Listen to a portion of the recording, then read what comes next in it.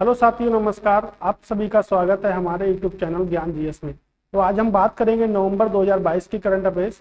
इससे पहले हमने देखा है सितंबर 2022, अक्टूबर 2022 और आज हम बात करेंगे नवंबर 2022 की करंट अफेयर्स की, जो हमारे उत्तर प्रदेश विशेष की क्लास रहेगी। एक क्लास आपकी यूपी पीसीएस और वीडियो री एग्जाम के लिए बहुत ही हेल्पफुल होगी। यानी कि उत्तर प्रदेश की जिन परीक्षाओं में करंट अफेयर्स पूछा आता है, यानी कि सभी परीक्षाओं में पूछा जाता है, तो इसके लिए भी क्या होगी, मोस्ट इंपॉर्टेंट क्लास होगी। तो हम बात करेंगे नवंबर 2022 के करंट अफेयर्स की। फिर हम बात करेंगे दिसंबर, जनवरी, मार्च और फरवरी, सभी करंट अफेयर्स की बात करेंगे। तो देखते हैं पहला प्रश्न क्या है हमारा।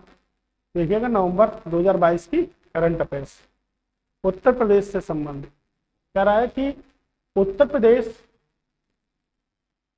प्रदेश में रानीपुर टाइगर रिजर्व स्थापित किया गया है। उत्तर प्रदेश का चौथा और भारत का 53वां टाइगर रिजर्व है। यानी कि उत्तर प्रदेश का चौथा है और भारत का कौन सा है, 53 टाइगर रिजर्व है आपका। करा ये उत्तर प्रदेश का ये टाइगर रिजर्व चित्रकूट जिले के रानीपुर जिले में स्थित है। रानीपुर ही इसका नाम है, जो 36 वर्ग किलोमीटर क्षेत्रफल में क्या है, फैला हुआ है। फिर बता रहा है कि उत्तर प्रदेश के बुंदेलखंड क्षेत्र में स्थित रानीपुर टाइगर रिजर्व मध्य प्रदेश स्थित पन्ना टाइगर रिजर्व से महज 150 किलोमीटर की दूरी पर है। यानी कि उत्तर प्रदेश की जो सीमा लग रही है मध्य प्रदेश से, उससे जो पन्ना टाइगर रिजर्व जो आता है उससे 150 किलोमीटर क्या है, दूर स्थित है।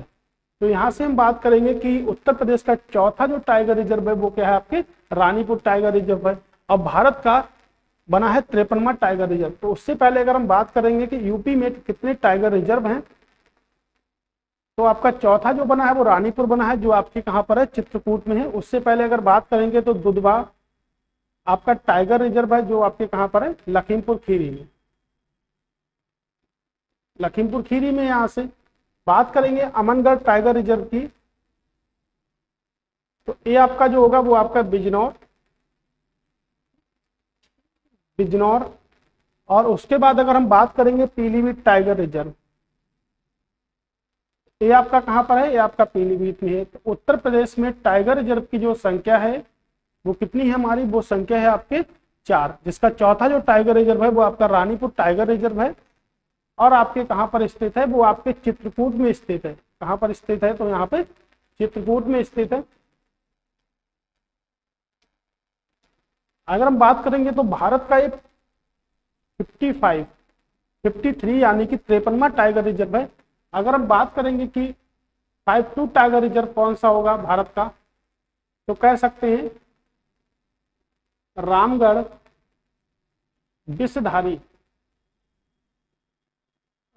विषधारी टाइगर रिजर्व, जो आपके कहां पर है, राजस्थान में है। वो आपका भारत का 53वां नहीं 52वां टाइगर रिजर्व होगा। और 53वां आपका कौन सा बना है, तो रानीपुर टाइगर रिजर्व जो बना है वो आपके 53वां नंबर का बना हुआ है। राइट हो गया। तो हमारा इस प्रश्न का अगर प्रश्न पेपर में बनता है उत्तर प्रदेश से, तो पूछेगा कि उत्तर प्रदेश में टाइगर रिजर्व की संख्या कितनी है, तो टाइगर रिजर्व की संख्या आपकी कितनी है, 4 आपके टाइगर रिजर्व हैं। और रानीपुर पूरे भारत का 53 यानी कि 53वां बना है। तो हमने 52 की बात करी है। तो रामगढ़ विषधारी जो है आपके कहां पर है, राजस्थान में है।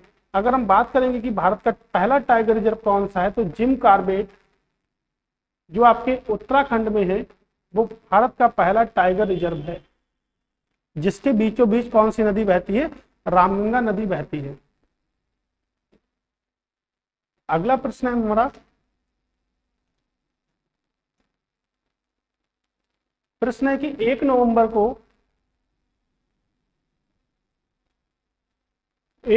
2022 को उत्तर प्रदेश के मुख्यमंत्री योगी आदित्यनाथ ने लखनऊ में अग्निशमन विभाग, नागरिक सुरक्षा विभाग और कारागार विभाग की समीक्षा करते हुए निर्देश दिए हैं कि प्रदेश के हर जिले में सिविल डिफेंस इकाइयां गठित की जाएंगी। यानी कि प्रदेश के हर जिले की बात कर रहे हैं, तो उत्तर प्रदेश में 11 मंडल हैं और आपके 75 जिले हैं। हम कह सकते हैं कि जिलों की संख्या उत्तर प्रदेश में कितनी है, तो 75 जिले हैं आपके, और 11 आपके 18 मंडल है आपके, 11 नहीं 18 क्या है मंडल है यहाँ से। चलिए देखते हैं, तो 1 नवंबर की अगर हम बात करेंगे तो विश्व शाकाहारी दिवस मनाते हैं। 1 नवंबर को विश्व शाकाहारी दिवस भी मनाते हैं हम। तो प्रत्येक जिले में क्या होगी, डिफेंस जो सिविल डिफेंस जो इकाइयां होंगी वह स्थापित होंगी। अगर हम बात करेंगे सिविल सर्विस डे कब बनाते हैं, सिविल सर्विस डे कब बनाते हैं, तो 21 अप्रैल को सिविल सर्विस डे बनाते हैं। अब प्रश्न यहां से 2 बन सकते हैं आपके कि सिविल सर्विस का जनक किसे कहते हैं और सिविल सर्विस की नींव किसने रखी थी। तो हम डिवाइड अगर करते हैं कि सिविल सर्विस की जो नींव रखी थी वो वारेन हेस्टिंगस ने रखी थी। तो वारेन हेस्टिंगस के शासनकाल में नींव रखी गई थी। और सिविल सर्विस का जनक हम कहते हैं लॉर्ड कॉर्नवालिस को। तो लॉर्ड कॉर्नवालिस को हम क्या कहते हैं, सिविल सर्विस का जनक कहते हैं। लेकिन सिविल सर्विस की जो नींव रखी थी वो रखी थी आपके वारेन हेस्टिंगस ने। ओके, तो सिविल सर्विस डे हम मनाते हैं 21 अप्रैल को, हम सिविल सर्विस डे मनाते हैं। और कॉर्नवालिस जो हैं इन्होंने भारत में स्थायी बंदोबस्त पद्धति को भी क्या किया था, शुरू किया था। तो स्थायी बंदोबस्त पद्धति का जनक भी किसे कहते, लॉर्ड कॉर्नवालिस को कहते हैं। और कॉर्नवालिस की अगर हम बात करेंगे तो इनकी समाधि है आपके उत्तर प्रदेश के गाजीपुर में। तो लॉर्ड कॉर्नवालिस की जो समाधि है वो उत्तर प्रदेश गाजीपुर में क्या है, इनकी समाधि भी। तो हमने देखा कि सिविल डिफेंस एकेडमी जो है वो उत्तर प्रदेश के 75 जिलों में स्थापित की जाएंगी सिविल डिफेंस एकेडमी को। तो 75 जिले आपके, 18 मंडल है उत्तर प्रदेश में, 17 नगर निगम है आपके। चलिए तीसरा प्रश्न हमारा क्या बनता है कि 2 नवंबर 2022 को उत्तर प्रदेश की आवास विकास परिषद की बोर्ड, यानी कि आवास विकास परिषद की बोर्ड बैठक में यह फैसला लिया गया कि प्रदेश के लखनऊ, कानपुर, अयोध्या, मथुरा, बरेली और कन्नौज में आवासीय योजनाएं शुरू की जाएंगी। तो पता भी चल सकता है कि कितने जिलों में आवासीय योजनाएं शुरू की जाएंगी। तो हम देख भी सकते हैं 2, 3, 4, 5 और 6, यानी कि 6 जिलों में क्या की जाएंगी, आवासीय योजनाओं की शुरुआत की जाएगी। ये फैसला लिया गया आपके उत्तर प्रदेश की आवास विकास परिषद की बैठक में। अगर हम बात करेंगे कि आपका लखनऊ जो है वो किस नदी के किनारे है, तो वो आपके गोमती नदी के किनारे है लखनऊ। बात करेंगे कानपुर किस नदी किनारे है, तो आपके गंगा नदी। अयोध्या की बात करेंगे तो अयोध्या आपके सरयू नदी के किनारे है। बरेली की बात करेंगे तो रामगंगा। और कन्नौज आपके गंगा नदी के किनारे है। अगर मथुरा की बात करेंगे तो आपके जमुना, या हम इसको बोल सकते हैं एज ए यमुना नदी के क्या है, किनारे है मथुरा। देख लीजिए उत्तर प्रदेश में नदियों से संबंधित भी आपके शहरों की चर्चा की जाती है कि कौन सा शहर किस नदी के क्या है, किनारे है यहाँ पर। तो 2 नवंबर को बैठक में कहा गया था कि जो भी होंगे वो 6 जिलों में क्या होंगे, आवासीय योजना शुरू की जाएंगी। यानी कि आपकी बरेली में भी आवासीय योजना, इसको हम बोलते हैं रोल खंड में भी क्या होगी, आवासीय योजना होगी। अगला प्रश्न है कि उत्तर प्रदेश के गोरखपुर जिले में, गोरखपुर की बात करेंगे तो आपके राप्ती नदी के किनारे है। किस नदी के किनारे है, तो राप्ती नदी के, यानी कि एक पॉइंट देखिएगा, उमा सिंह ने पर्वतारोहण के क्षेत्र में इतिहास रचते हुए हिमाचल प्रदेश में मनाली स्थित माउंट फ्रेंडशिप की चोटी साइकिल से फतेह कर दी। देख लीजिएगा, साइकिल से फतेह कर नया रिकॉर्ड बनाया है। और इस तरह वे साइकिल से इस पर्वत चोटी पर पहुंचने वाले पहले पर्वतारोही बन गए हैं। यानी कि पूछागा उत्तर प्रदेश का कौन ऐसा व्यक्ति है जिन्होंने साइकिल से चोटी पर, जो चोटी है आपकी माउंट फ्रेंडशिप, उसकी चढ़ाई की है। तो उससे हम कह सकते हैं उनका नाम क्या है, आपकी उमा सिंह की बात है। अगर बात करेंगे पर्वतारोहण दिवस कब बनाते हैं, तो 1 अगस्त को राष्ट्रीय पर्वतारोहण डे बनाते हैं।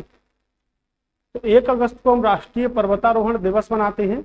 अगर हम साइकिल दिवस की बात करेंगे तो विश्व साइकिल दिवस हम 3 जून को मनाते हैं।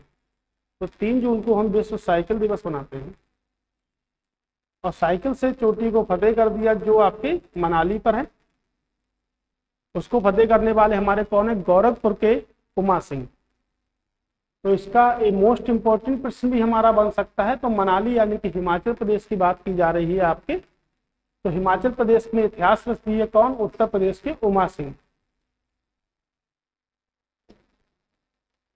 8 नवंबर 2022 को उत्तर प्रदेश के लोक निर्माण विभाग प्रांतीय खंड के अधिशासी अभियंता, अभियंता मतलब होता है इंजीनियर, इंजीनियर संतोष मणि तिवारी, याद रखिएगा, संतोष मणि तिवारी ने कहा कि राज्य के सुल्तानपुर में आदि गंगा गोमती नदी, यानी कि सुल्तानपुर में कौन सी नदी है? आपके गोमती नदी है, जिसको हम आदि गंगा गोमती नदी के नाम से जानते हैं, पर स्थित सीताकुंड घाट, सीताकुंड घाट को सीधे अयोध्या, प्रयाग, चित्रकूट धाम, देखिए अयोध्या, प्रयागराज और चित्रकूट धाम मार्ग से जोड़ा जाएगा।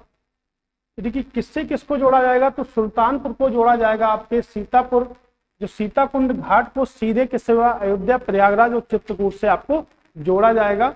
अगर हम बात करेंगे तो आपकी जो आपका सुल्तानपुर है वो किस नदी किनारे है? आपके गोमती नदी के किनारे। तो देख लेते हैं कि उत्तर प्रदेश के कितने ऐसे जिले आते हैं जो आपके गोमती नदी के किनारे हैं। गोमती नदी की बात करेंगे तो 960 किलोमीटर में आपकी गोमती नदी है, और उत्तर प्रदेश में जौनपुर गोमती नदी के किनारे है आपके। बात करेंगे सीतापुर भी गोमती नदी के किनारे है। उसके बाद पीलीभीत, और देखेंगे तो सुल्तानपुर आपके गोमती नदी किनारे है, देख सकते हैं। तो गाजीपुर भी आपके कहाँ पर है? गोमती नदी के। अभी मैंने आपको बताया कि उत्तर प्रदेश के गाजीपुर में लॉर्ड कॉर्नवालिस, जिसे सिविल सेवा का जनक कहते थे, उनकी क्या है? समाधि स्थल भी है आपका। तो आपके इतने जिलों में क्या है? गोमती नदी है। कहाँ से निकलती है गोमती? तो पीलीभीत के माडो टांडा से निकलती है, जिससे हम कहते हैं पुलहर झील, पुलहर झील से निकलती है आपके गोमती नदी। तो गोमती नदी जो है वो आदि गंगा यानी कि गोमती नदी के तट पर एक मार्ग को जोड़ेगी। कहा जाता है कि कथाओं के अनुसार कि रामचंद्र जी ने जब रावण को मारा था तो उसके बाद जो उन्होंने धनुष को जो धोया था वो गोमती नदी में, यानी कि सुल्तानपुर में अपने धनुष को क्या करा था? धोया था यहाँ से।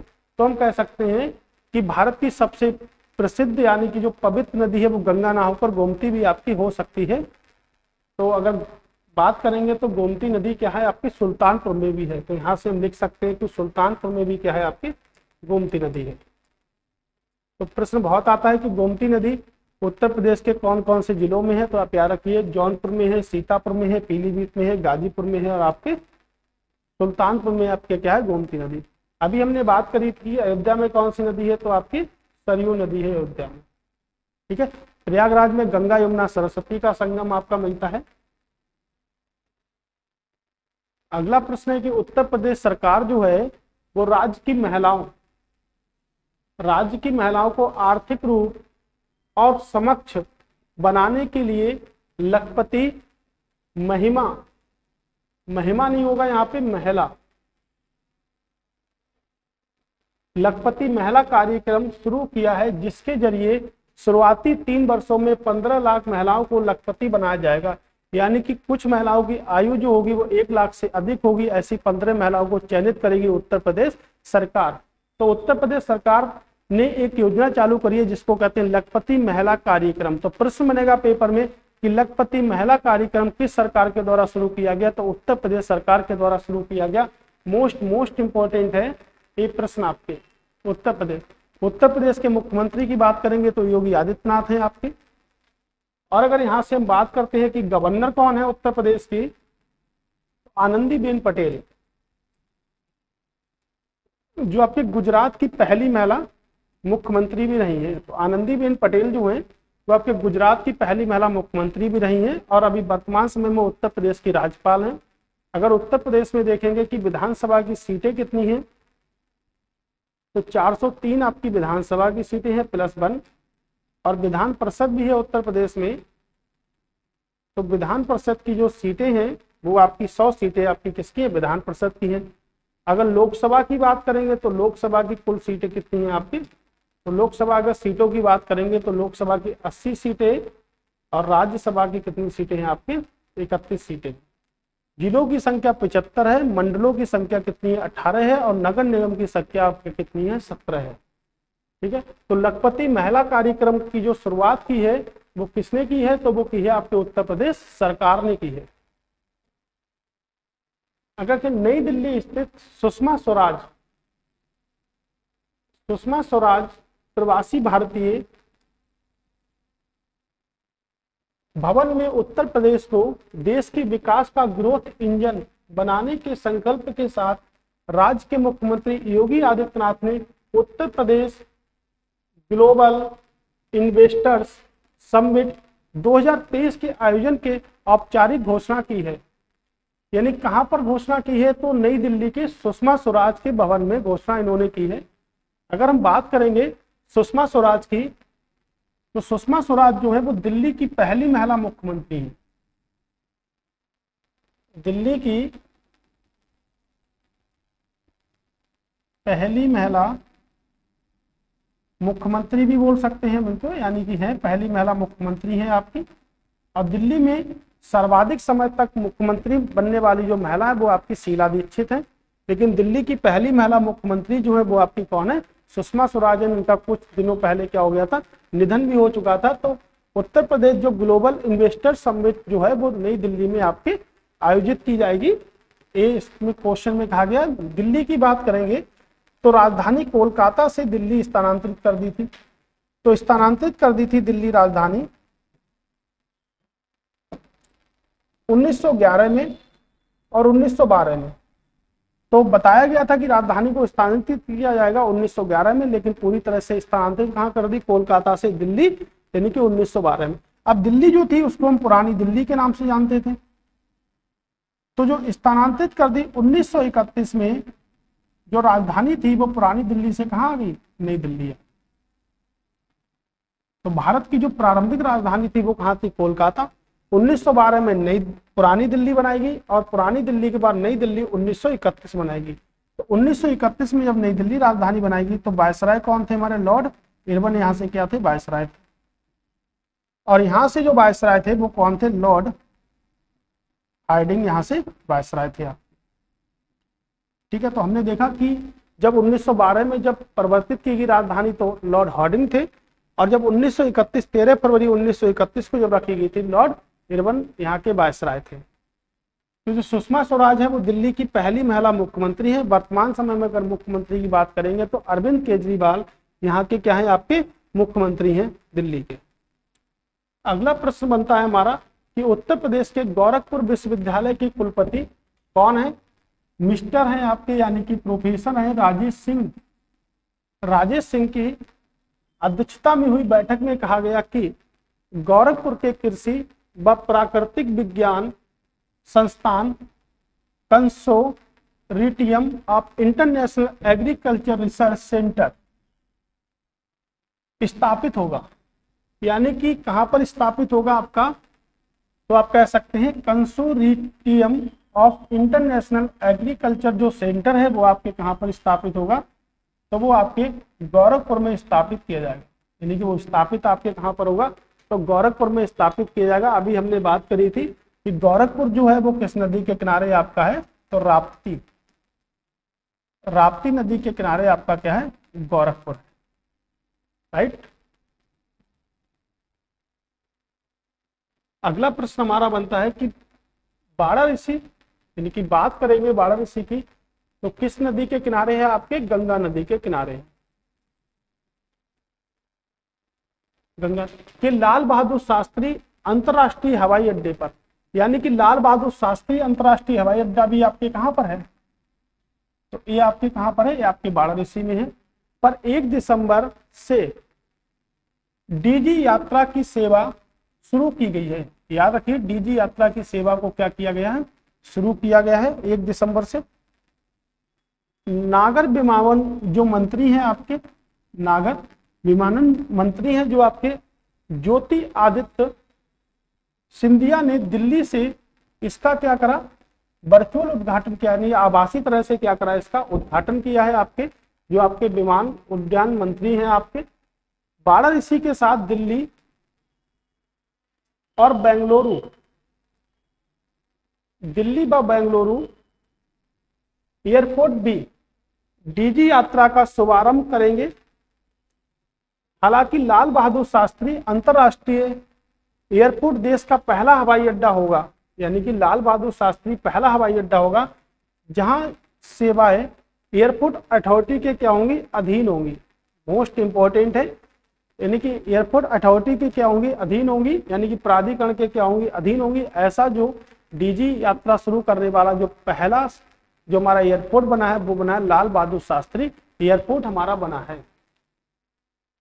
तो हमने यहाँ से देखा कि लाल बहादुर शास्त्री आपका कहाँ पर है, तो ये आपका वाराणसी में है। वाराणसी जो है आपके गंगा नदी के क्या है, आपके किनारे है। अगर 1 दिसंबर की बात करेंगे तो 1 दिसंबर को हम मनाते हैं एड्स डे के रूप में बनाते हैं 1 दिसंबर को।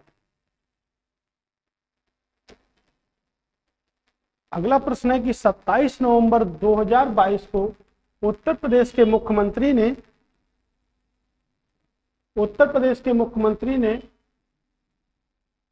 रामनगरी अयोध्या में परंपरागत तरीके से, आप याद रखिएगा, एडिशन 41वें रामायण मेले का शुभारंभ किया है।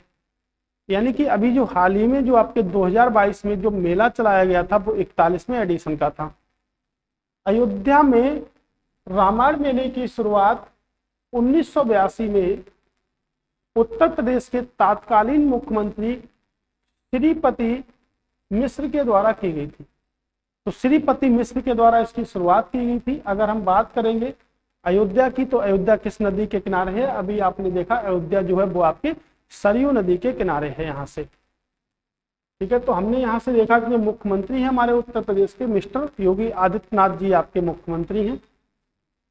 चलिए एक प्रश्न अगर हम पूछते हैं कि मुख्यमंत्री की नियुक्ति कौन करता है, यानी कि मुख्यमंत्री की जो नियुक्ति करेगा वो कौन करेगा, तो भारतीय संविधान में एक अनुच्छेद है, अनुच्छेद 164 में कहा जाता है कि मुख्यमंत्री की नियुक्ति राज्यपाल करेंगे। मुख्यमंत्री की नियुक्ति जो करेंगे वो कौन करेंगे, राज्यपाल करेंगे। तो मुख्यमंत्री की नियुक्ति राज्यपाल के द्वारा की जा सकती है, यानी की जाती है, 164 में ये कहा गया है। अगला प्रश्न है कि उत्तर प्रदेश के प्रयागराज में स्थित मोतीलाल नेहरू राष्ट्रीय प्रौद्योगिकी संस्थान के बीटेक के छात्र ने भारत की पहली मानव निर्मित कार, या सॉरी भारत की पहली मानव रहित कार बनाई है, यानी कि बिना मानव के चलेगी, एक कार बना दी है।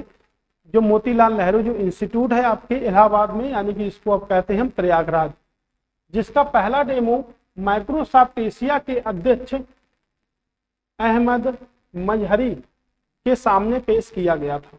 मोस्ट इंपॉर्टेंट भी सवाल हो सकता है एग्जाम में आने के लिए। माइक्रोसॉफ्ट की बात करेंगे तो इसके जो सीईओ जो है वो आपके कौन है, सत्या नडेला इसके सीईओ।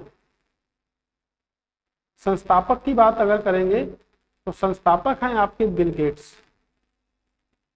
अगर हम मुख्यालय की बात करेंगे तो मुख्यालय आपके यूनाइटेड स्टेट ऑफ अमेरिका, यानी कहाँ पर होगा, माइक्रोसॉफ्ट आपके वाशिंगटन में होगा।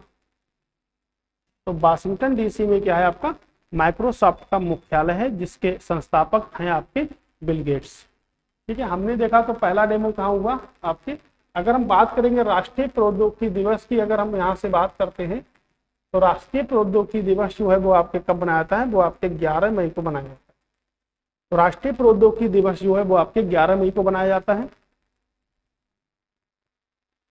अगला प्रश्न है कि उत्तर प्रदेश में स्वच्छ हरित नियोजित शहरों को सुनिश्चित करने के लिए राज्य सरकार राज्य के शहरी निकायों में इंदौर के ठोस अपशिष्ट मॉडल प्रबंध मॉडल को क्या करेगी, लागू करेगी। यानी कि उत्तर प्रदेश जो स्वच्छ हरित नियोजित शहर के श्रेणी में रखा जाएगा, तो वो किसके मॉडल को अपना रही है, वो अपना रही है इंदौर के। इंदौर कहाँ पर है, आपके मध्य प्रदेश में है, और इंदौर जो है वो सरस्वती और खान नदियों के बीच में स्थित शहर है। इंदौर सरस्वती और खान नदियों के बीच में क्या है, एक शहर है आपका इंदौर, तो उसी की तर्ज पर अपनाएगी। प्रश्न है कि उत्तर प्रदेश किस वर्ष तक 1 ट्रिलियन की अर्थव्यवस्था बन जाएगा, तो 2027 तक बन जाएगा।